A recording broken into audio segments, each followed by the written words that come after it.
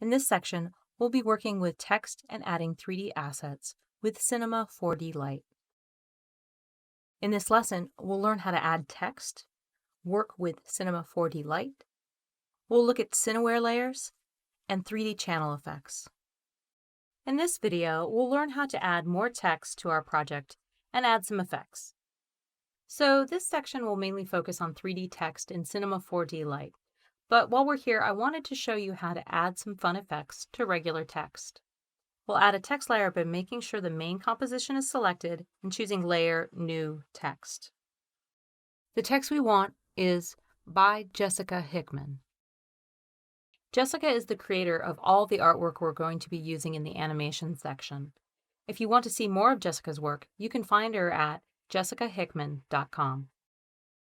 To animate the text, I'm going to select it with the arrow tool, move it down just a little bit, and I'll toggle open the text layer. You'll see to the right I have an Animate button, and I'm going to choose to animate the opacity.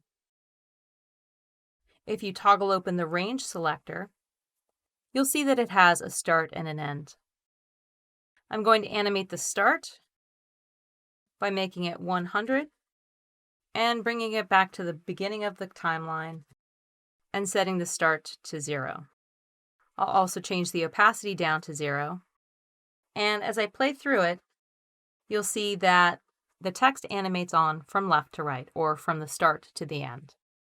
I'm going to remove that and add a preset to our text. I'm going back to my Effects and Presets panel, and I'm going to open up the animation presets. Inside of Presets, you'll find a text folder, and the animation that I want is under Organic. You'll see the second to the top is Boiling, and I'm going to drag that on top of the text we just created. If I play through this, you'll see that the text boils on and then boils off. I want to stop the text from going off screen and have it be static. To do that, I'll select the Layer panel and type the letter U. That'll reveal every option that is animated. I'll bring my cursor back here to where it starts to boil off, and I'll select these keyframes and delete them. You'll see that the text continues to wiggle. To fix that, I'm going to close the text layer, open it again, so I can see my animators. And you'll see the animator wiggle, position, and rotation. I'll bring my cursor back to where the bubble rise stops, and I'll set a keyframe for the position. At the very beginning of the timeline, I want it to be 3 and 5, so I'll set a keyframe. And then when the text is completely on, I'll set everything to 0. Let's see what this looks like.